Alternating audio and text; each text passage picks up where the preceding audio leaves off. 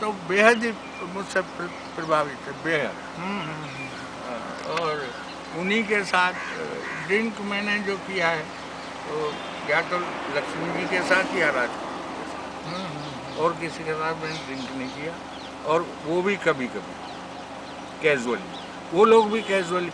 राज साहब का तो मुझे पता नहीं, लेकिन लक्ष्मी जी कैजुअली लेते थे, इतना वर्क होता था, वर्क लोग। तो फिर क्या हुआ कि मेरे समकालीन में शकील साहब बहुत मेलोडियस, शकील साहब और शैलेंद्र जी। शैलेंद्र जी का क्या था, छोटे में बड़ी बात बोल देते थे। कविता ये ध्यान रखिए चौधरी साहब, हमेशा मुहावरों से बड़ी बनी, मुहावरों से लोकोक्ति, इन चीज़ों का जो प्रयोग कर लेगा या बना लेगा।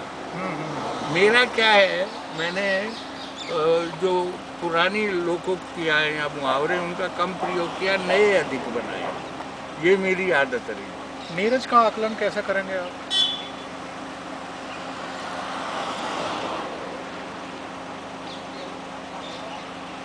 आपने एक बड़ा कठिन क्वेश्चन मुझसे पूछा है।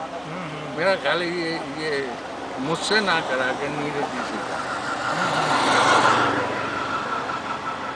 नीरज जी ने काम अच्छा किया है, इसमें कोई दो बात नहीं। लेकिन आप ये कहें कि जनमानस तक वो पहुंच गए हैं, मैं अपने मुंह से कहूँ तो ठीक है, गाने लोकप्रिय होना और जनमानस तक पहुंचना दोनों में बहुत फर्क है।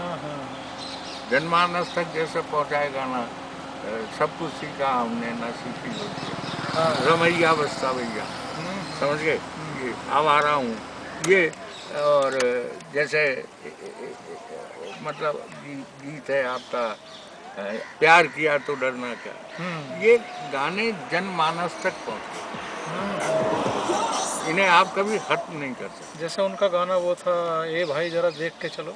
हाँ, तो ये तो उनकी ऑलरेडी एक कविता थी। अच्छा। उसको उन्होंने बनाया। उसमें बीच में उन्होंने राधे श्याम परगल वो एक कवि हुए हैं, उनकी ईश्वर एक कविता है, तो उसके अंदर पहला घंटा दूसरा घंटा ये वहाँ से लिया हुआ। अच्छा। मतलब वो, मैं आलोचना नहीं कर रहा हूँ, आप इसे कहना क्या है ना, मौलिकता बड़ी जरूरी है। मौलिक अगर ये रहते तो वहाँ मैं तो खुद नहीं टिका हूँ, मुझे तो टिकाने, मुझे तो लक्ष्मीकांत ने यहाँ तक कहा था कि तू 15 दिन यहाँ रह ले, 15 दिन उधर रह ले, यहाँ तक बात। आपने एक जगह ये भी कहा कि हरिवंश राय बच्चन की जो मधुशाला है, हाँ, वो उमर खयाम की शायरी के थॉट्स चुरा करके लिखी गई। मैं चुराना शब्द तो नहीं कहा, लेकिन मैंने इतना जरूर कहा है कि वो प्रभावित रहे। अच्छा। अब उसे आप किसी भी तरीके से कि मैंने कहा अगर वो लिखते हैं, हाँ, तो उसे बड़ा माना जाता है। हाँ। और संतोष आनंद लिखता है, ऊपर वाला जब साथी है, पीने की उम्र अभी बाकी है। ये भी जिंदगी की फिलॉसफी है। आंखों से दिल में उतरने को, नगमों के शहर से गुजरने को, अभी और जवानी बाकी है, ऊपर वाला है। अब ये फिलॉसफी है कि नहीं है? नजरों से नजारे पीता हूँ, मौसम के इशारे पीता हूँ, दिल के सागर से उठती हुई लहरों के किनारे पीता हूँ। बहुत अच्छी। ये कुदरत जाम पिलाती है, खुद झूमती मुझे झुमाती है, मुझको खयाम बनाती है, खुद एक गजल ऊपर वाला जैसा। अब हम लिखेंगे तो साहब हम जो है शराबी हो गए, और वो लिखेंगे हमारे पाँव पाँव तुम्हारे पाँव चरण, क्यों भैया गंगा शरण। हम अगर कुछ करते हैं और हम मौलिक लिखते हैं। पिछले दिनों में नीरज का इंटरव्यू कर रहा था तो उन्होंने कुछ इसी तरह के आरोप भारत भूषण पर लगाए कि उनकी राम की जल समाधि से लेकर कई कविताएं दूसरों के यहाँ से उठाई गई आइडिया के आधार पर लिखी गई हैं। इस मामले में उनसे अधिक कोई नहीं है, अगर आप कहना चाहें। भारत भूषण बहुत मेलोडियस, स्वीट पोएट, स्वीट इंसान, और भारत के लिए कुछ कहना, और यूँ तो हर कोई आदमी कहीं ना कहीं, अब मैं तो इस पेड़ से भी प्रभावित हो जाऊंगा, मैं तो इस चिड़िया से भी प्रभावित हो जाऊंगा, लेकिन आप तो देखिए आपने कहाँ से क्या क्या लिया है। अब यही पहला घंटा, दूसरा घंटा, उस कवि को कोई नहीं जानता। अब वो जो है वो है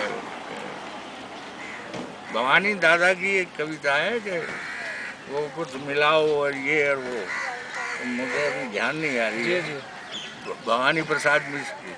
अब शोखियों में घोला जाए, अब वो उन्होंने घोला पे ये नुस्खा बनाओ, ये भवानी दादा की एक कविता है। अच्छा। हाँ, अब आप जो हैं संतोष आनंद पे ऐसा आक्षेप तो कोई नहीं लगा सकता कि उसने कहीं से मारा है। आप जो हैं भारत, आप किसी पे आक्षेप लगाने को किसी पे भी लगा दो। अब मैंने जनता को कोई रिश्वत तो दी नहीं है, जो आज भी मुझे इतना प्यार करती है, खड़े होकर मेरे गीत गाने लगती है मंच पे, मैंने किसी को रिश्वत तो नहीं दी है। आज मतलब ये वेबसाइट पे मेरे 1.5 लाख से अधिक फैन बन गए कहीं हैं, ये भी मुझे दूसरों ने बताया, मुझे तो पता ही नहीं। संतोष जी, आज के काव्य मंचों की अगर बात करें तो किस तरह के बदलाव आप देख रहे हैं काव्य मंचों पर? वो नीचे की तरफ जा रहा है या ऊपर की तरफ जा रहा है? मंच की तो बात ही छोड़ दीजिए, मंच तो अब लंच हो गया। आप तो मंच पे कविता की बात मत करना। आजकल तो जो नौटंकी और ये और वो तरह तरह के खेल करते हैं लोग, वो बात रह गई है। मंच से आप कविता नहीं निकाल सकते। और यही कारण है कि आज जो है उर्दू वालों के साथ एक अच्छी बात है कि उनकी मंच की कविता भी हुई है और लिटरेचर की भी हुई। हमारे यहाँ मंच वाले को अब हमको अगर सबसे ज़्यादा नुकसान पहुँचाया तो हिंदी वालों ने। अगर हिंदी वाले अगर चाहते तो हमको हिंदी में वो जगह मिलनी चाहिए थी जो साहित्य को भी नहीं मिलती, क्योंकि हमने मौलिकता का खेल खेला है, हम अपना निकाल कर लाए। इसके लिए तो आप लोग आवाज़ उठाएंगे तो बात बनेगी। और जो काव्य मंचों पे ये ठेकेदारी प्रथा शुरू हो गई बिल्कुल, इसने कितना अहित किया है अच्छी कविता का और अच्छे कवियों का? सभी का कर दिया, इसमें ठेकेदार का फायदा है। अच्छा, वो जो दो मैंने अभी बैंड बाजे वाली बात बताई थी आपको जी, वो ठेकेदारी है। उनमें एक अच्छा बजाने वाला ले आए और बाकी सब टीटू करने वाले आ गए, बैंड बाजा होके रह गया है मंच, वहाँ कोई कविता नहीं है। मान लिया जाए कि कवि सम्मेलन धंधा हो गए हैं। धंधा ही है। मैं तो बल्कि ये कहता हूँ जैसे रात को वैश्या बड़ी सुंदर लगती है, आप देखिए क्या बन ठन के आते हैं, हमारी तरह सादा तो कोई जाता नहीं है। और शोभा को आप देखिए, वैश्या का चेहरा देख के जो है उबका ही आए, वो वाला खेल हो गया, वैश्यावृत्ति हो गई। मंच रह क्या है कहाँ? ओंकार जी मुझे बताइए तो। और मैं आलोचना क्यों करूं किसी की? अब क्या होता है कि भाई 4 पैसे मिल रहे हैं, 4 पैसे मिल रहे हैं, ठेकेदार खा रहा है, मुझे तो मिल ही रहे हैं। हमारे ज़माने में जब प्रारंभ की बात है, लोग ये करते थे कि चार तरफ का रेलवे का वो टाइम टेबल लिया, और एक कविता अगर मशहूर हो गई तो वो घर से निकल पड़े हैं 2 लोटा लेके। मैं तो सफेरे बोलता था, और आज भी मैं सफेरा बोलता हूँ। ये सफेरे हैं, अपना वो लेके चल गए हैं, बीन बजा रहे हैं। कविता के नाम पे आप वो नहीं करेंगे, कविता तपस्या है। मैं क्यों नहीं मतलब समझौता कर सकता? फिर आपके राजनीतिक घुसपैठ जरूर होनी चाहिए, पैठ। अगर आपको आगे बढ़ना